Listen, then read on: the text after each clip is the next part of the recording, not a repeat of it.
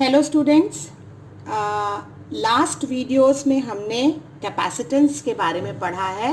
Parallel plate capacitor हमने देखा है जिसमें हमने कैपेसिटेंस निकाला है, और हमने कंसेप्ट ऑफ डाइलेक्ट्रिक पढ़ा है ना।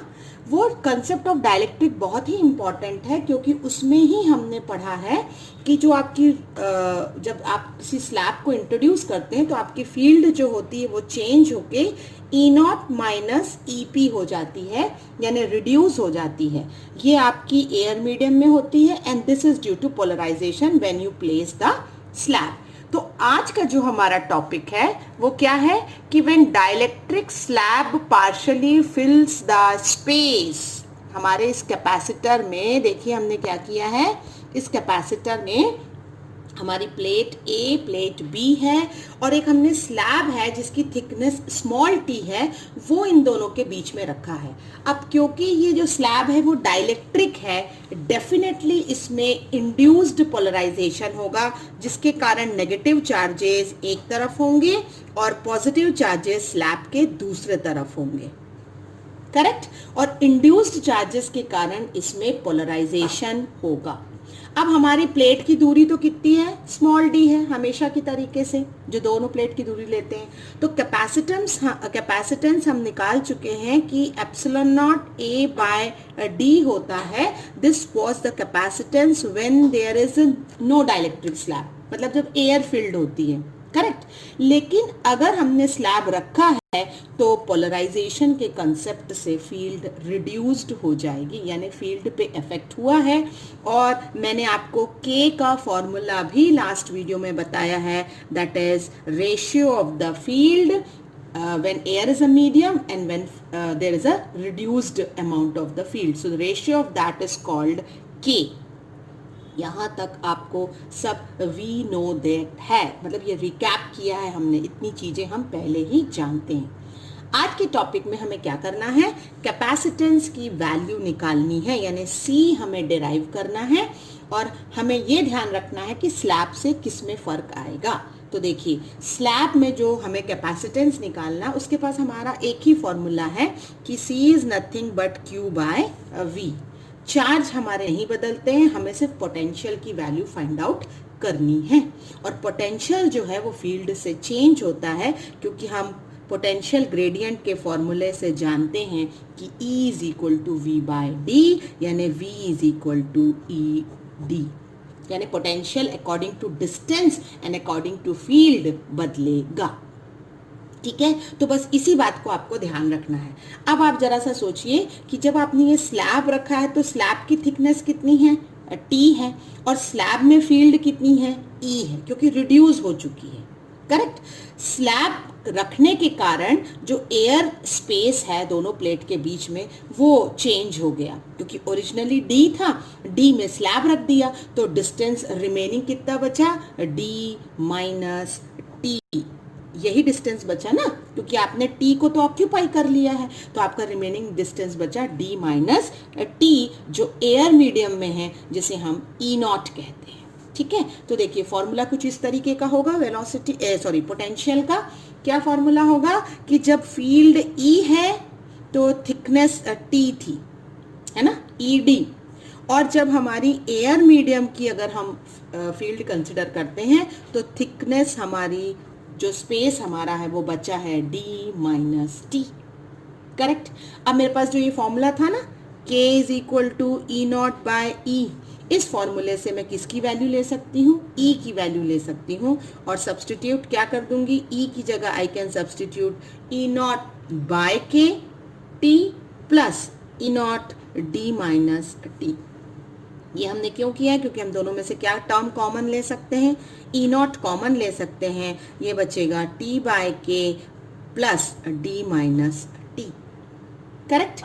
आपने इस वैल्यू में ई नॉट की वैल्यू भी पुटअप कर सकते हैं, क्योंकि ई नॉट क्या होता है, पैरेलल प्लेट की इलेक्ट्रिक फील्ड है, sigma upon epsilon naught, that is Q by A epsilon not.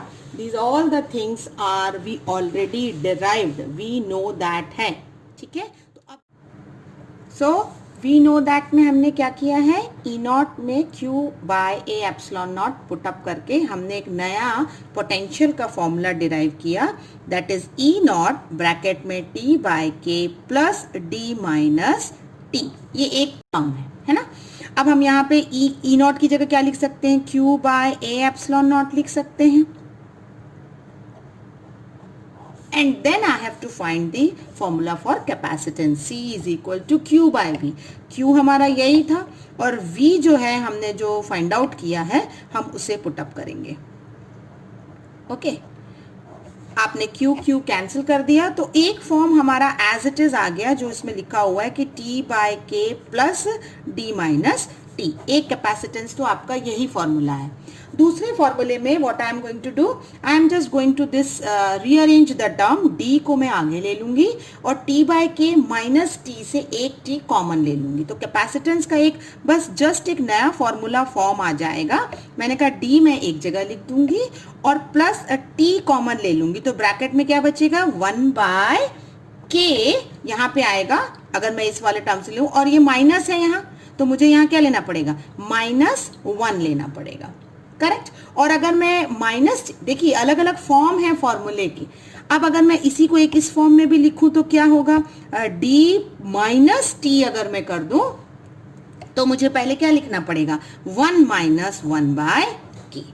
So this is only different forms of the capacitance, या तो आप d प्लस टी 1 बाय के -1 करिए, अगर टर्म इंटरचेंज करेंगे तो -t 1 माइनस 1 बाय के करना पड़ेगा आपको, और नहीं तो हम ये वाला फॉर्म लिख सकते हैं। सो this is how you have calculate the capacitance for the capacitor in case the dielectric slab is partially field. एक बात आपको यहाँ ध्यान रखना है कि अगर आपका जो डाइलेक्ट्रिक स्लैब है वो कंडक्टिंग है, see this is very important thing, अगर आपका डाइलेक्ट्रिक स्लैब कैसा है, कंडक्टिंग स्लैब है। कंडक्टिंग स्लैब का मतलब ये होता है कि आपकी जो रिड्यूस्ड फील्ड थी inside that is going to be 0, this you have to keep in mind. तो कंडक्टिंग स्लैब अगर आपका है दैट मीन्स आपकी फील्ड रिड्यूस नहीं होगी, electric field inside the slab will be 0। So now what will change,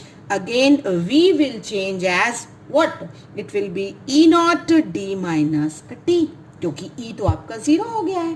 तो अब मैं अगर डायरेक्ट फॉर्मूला लिखना चाहूँ तो लिख सकती हूँ, what will be C, C will be epsilon naught A जो हमारा पहले भी आया था, whole divided by D1 minus T by D, nothing I have done, वही चीज सेम चीज रिपीट करनी है आपको, दैट्स इट। लेकिन अब आपके फॉर्मूले में जो टर्म किसके कारण आया था, टी वाला जो टर्म आया था फील्ड के कारण, वो ना रह के D minus T by D हो जाएगा। आई होप ये आपको ध्यान रखना है क्योंकि डायरेक्ट आपको उसी फॉर्मूले से पढ़ना है।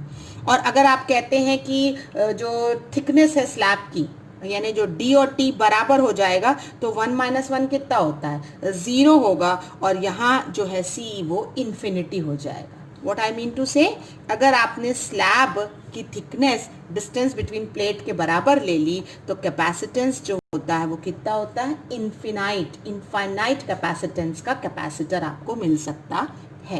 This is just for conceptional, I am saying कि इस तरीके की चीजें आपको पूछी जा सकती कि कंडक्टिंग स्लैब है तो कैपेसिटेंस क्या है, अगर आपकी थिकनेस सेम है तो कैपेसिटेंस क्या है। So this is how we have completed our chapter of capacitance electrostatic part 1। अब आपके पूरे पैटर्न, आपका पूरा टॉपिक इसमें कवर हो गया। आई होप आपको वीडियो अच्छा लग रहा होगा, तो आप इलेक्ट्रोस्टैटिक के पूरे प्रॉपर नोट्स बना सकते हैं। Thank you.